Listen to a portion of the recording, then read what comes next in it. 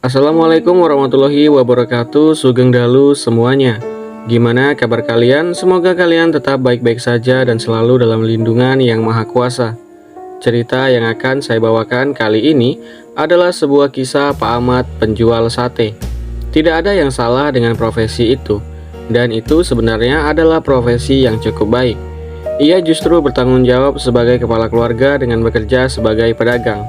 Namun, ia memulai bisnisnya hingga besar dengan cara-cara yang menyalahi aturan agama maupun norma. Di suatu kota di dekat perbatasan ada seorang pria berumur 40 tahun bernama Pak Ahmad.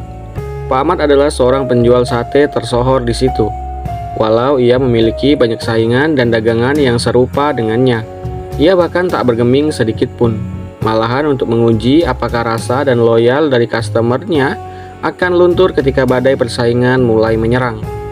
Ada sebagian yang menurunkan harga, ada pula yang memberikan feedback dengan memberikan minuman gratis, dan berbagai macam-macam trik yang dilakukan para pedagang lainnya. Dari itu semua tidak ada yang bisa menurunkan omset, bahkan sekedar menggoyang jumlah pesanan Pak Ahmad. Yang terjadi malah penjual-penjual yang lain menjadi opsi kedua setelah sate Pak Ahmad tutup ataupun habis. Pelanggannya saat itu mulai dari pegawai hingga orang biasa. Padahal tempat dan penyajiannya biasa saja. Ia membakar sate dengan menggunakan arang batok dari buah kelapa, serta tempat jualannya pun masih menggunakan bangunan yang terbuat dari geribik. Geribik adalah bambu yang dibelah dan dianyam untuk digunakan sebagai dinding. Sudah hampir 20 tahun Pak Ahmad berjualan di tempat itu, yang membuat ia laris manis dan tak tergantikan di lidah para customernya adalah bau, rasa, dan khas bumbu dari Pak Ahmad, tanpa orang ketahui apa dibalik kelezatan itu semua. Awal-awal dahulu berjualan, Pak Ahmad masih berkeliling berjualan sate, dari gang ke gang hingga jalanan kota. Di suatu hari ia berjualan di malam hari. Di waktu itu terjadi hujan deras. Karena terlalu deras, akhirnya Pak Ahmad membawa gerobaknya dengan laju dan kencang secara tergesa-gesa. Karena ia berlomba dengan hujan saat itu, ia pun tak sempat berpikir lagi apakah jadinya jualan itu nantinya. Akhirnya, ia pun dapat menepikan gerobaknya di sebuah halaman rumah. Rumah yang bagian dalamnya sudah hancur, yang hanya menyisakan kanopi depannya saja. Mumpung sedang menepi, Pak Ahmad mulai merapikan jualannya yang amburadul akibat dari tergesa-gesa tadi. Saat sudah selesai merapikan, ia mulai memperhatikan jalanan saat itu, yang saat itu sangatlah sepi dan sunyi. Tidak seperti biasanya begitu. Bahkan ia ingat betul jika awal hujan tadi masih banyak kendaraan yang berlalu lalang dan orang-orang yang berjalan kaki berteduh di pinggir-pinggir toko. Lah, sekarang tempat itu menjadi sepi sekali. Hanya ada alang-alang di depan matanya. Ketika itu ia bercerita kepada istrinya sesudah sekembalinya dia dari tempat itu. Ia malah dibilang meracau, bahkan seperti orang yang mengigau.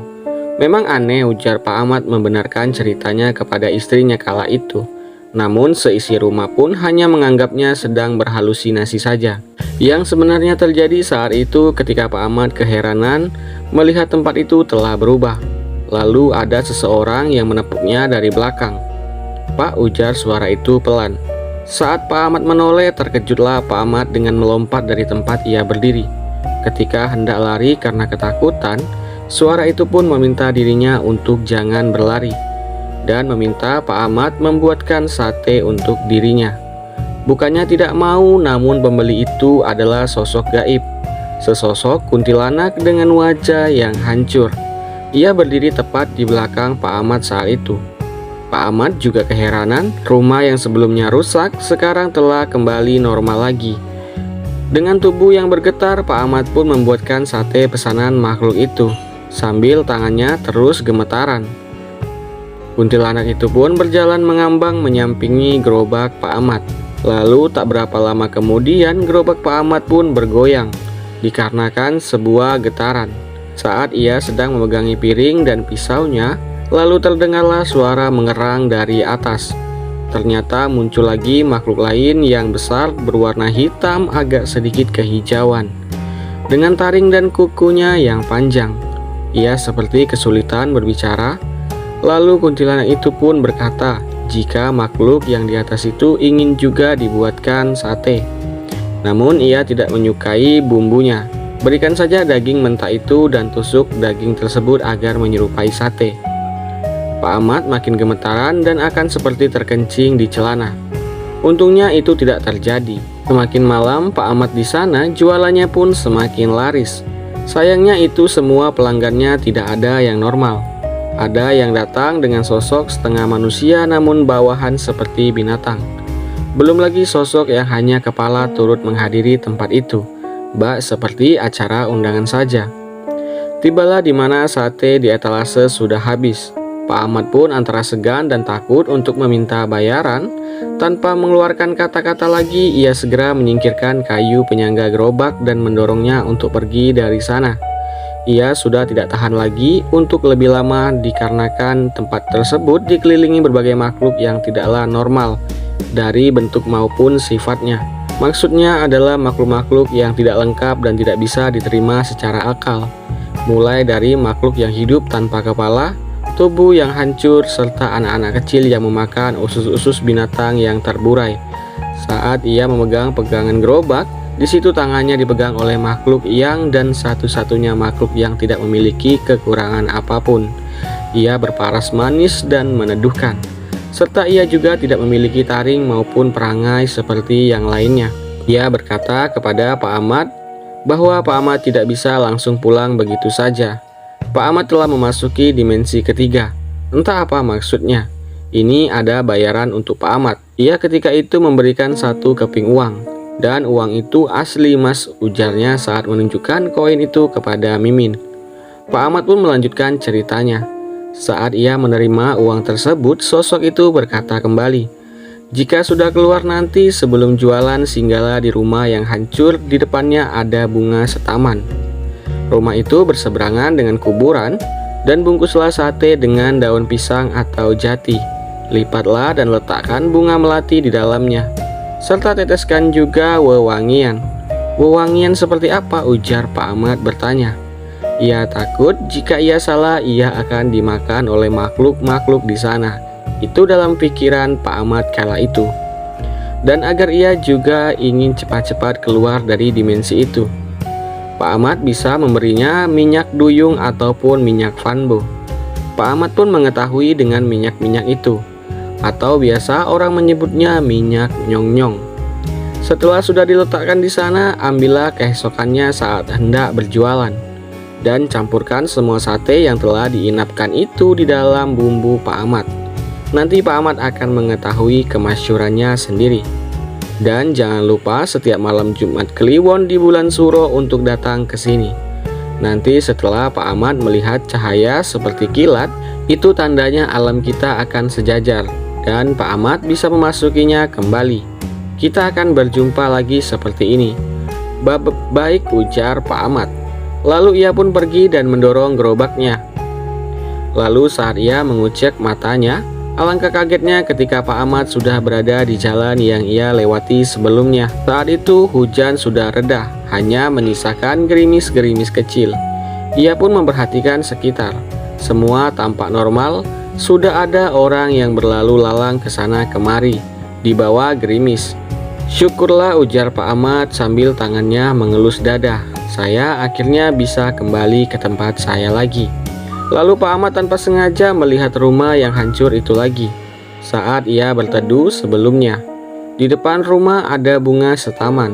Pak Ahmad yang timbul ketakutannya lagi langsung mendorong gerobak dan pergi untuk cepat pulang. Saat akan pergi itulah sebuah mobil pun memepetnya. Pak, ujar suara di dalam mobil itu. Sate 50.000 sambelnya banyakin ya. Pak Ahmad pun kaget. Habis mbak, ujarnya meneriaki orang yang berada di dalam mobil itu. Habis, ujar suara itu. Itu masih banyak pak, ujarnya. Mata Pak Ahmad pun langsung melihat ke etalasenya. Ia pun langsung menggeser tubuhnya ke kiri. Kok ada lagi, ujarnya. Ia segera membuka lacinya. Betapa terkaget-kagetnya Pak Ahmad saat semua satenya masih utuh berikut dengan uang tersebut. Cepetan ya pak, ujar suara itu mendesak. Iya mbak, sebentar. ujar Pak Ahmad sambil tergesa-gesa membungkus sate itu. Dalam hatinya bukannya sudah habis dimakan para dedemit itu. Lalu saya mengatakan kepada Pak Ahmad jika makhluk itu hanya memakan saripatinya saja. Mungkin juga sih mas, ujar Pak Ahmad. Lalu Pak Ahmad pun melanjutkan kisahnya. Ketika selesai membuatkan sate untuk pembeli itu, Pak Ahmad pun diberikan uang pembayaran. Uang itu ia lihat baik-baik dan sempat ia terawang membelakangi cahaya lampu jalan. Itu uang asli pak, ujar pembeli itu. Iya maaf, ujar Pak Ahmad. Lalu berlalulah pembeli itu. Saat hendak memasukkan uang ke dalam laci, Pak Ahmad memegang koin itu sambil berkata, ternyata ada uang koin atau perak yang diberikan sosok itu, keberadaannya nyata. Dan ini pasti bukanlah mimpi, ujarnya. Tibalah keesokannya Pak Ahmad mulai berjualan berkeliling lagi. Dimulai dari rumah dan berhenti di tempat kemarin ia singgah dan sempat memasuki dimensi lain. Hari itu ia tidak seperti hari biasanya. Kini jualannya jauh lebih laris. Hanya cukup waktu beberapa jam saja jualannya telah habis. Saat keluar rumah dan di jalan-jalan tadi ia belum mendapatkan pelanggan satupun. Namun saat ia berhenti di depan rumah kosong kemarin dan ngetem di situ mungkin sekitar 20-30 menit sekali ada 2-3 orang yang datang untuk membeli satenya. Saat itu Pak Ahmad belum mempunyai lapak, jadinya ia hanya melayani bungkus saja. Dan apa yang disyaratkan sosok itu ia lakoni. Jualannya pun sampai besar dan memiliki jumlah order serta pelanggannya pun menjadi banyak. Karena properti rumah itu milik orang lain, akhirnya Pak Ahmad hanya bisa menyewa halaman depannya saja sebagai tempat ia berjualan. Ia pun membuat semacam pondok yang dindingnya hanya dilapisi geribik. Ia berpikir setidaknya orang masih bisa makan di tempatnya. Ia bisa saja sebenarnya membangun lebih besar, namun syaratnya hanya itu. Jadi ia hanya melakoni apa yang sekiranya disyaratkan kepadanya. Waktu suruh pertama pun datang, saya sengaja tidak berjualan mas, ujar Pak Ahmad. Saya menyimpan semua sate saya untuk berjualan di alam itu lagi. Saya kira itu hanya kebetulan dan kebetulan. Saya coba lagi untuk jualan di malam harinya dan ternyata itu nyata, pungkas Pak Ahmad. Ia pun akhirnya tiba di alam itu lagi. Ketika itu ia melihat cahaya dan ia langsung masuk ke dalam dimensi itu, di mana sekelilingnya langsung berubah, tidak ada manusia satupun, di mana banyak makhluk yang sudah menunggunya. Bayaran yang ia dapatkan pun jauh lebih banyak ketimbang di alam manusia. Makhluk-makhluk itu sendiri menukarkan apa saja seperti ranting, batu, rumput, dan beberapa hal tak lazim lainnya, termasuk tulang-tulang hewan dan tulang-tulang manusia. Namun itu saya terima dan saya simpan di dalam laci, ujar Pak Ahmad. Ketika sekembalinya saya ke alam dunia lagi, semua benda-benda itu menjadi rupiah yang banyak. Sebenarnya saya memiliki rasa takut, namun sensasi itu terus menagih. Dan hingga kini itu tetap Pak Ahmad lakukan. Entahlah dalam sudut pandang orang seperti apa, Pak Ahmad hanya meyakini jika ia hanya berjualan dan tidak sampai melibatkannya harus melakukan kontrak dengan makhluk-makhluk tersebut. Terkadang saat ia berjualan pun ia dapat melihat makhluk-makhluk itu datang dalam wujud yang tak kasat mata, dan saya secara tidak langsung pun menyiapkan untuk mereka dengan mengambilkan sate dan meletakkannya di ujung. Saya tidak tahu itu benar atau salah.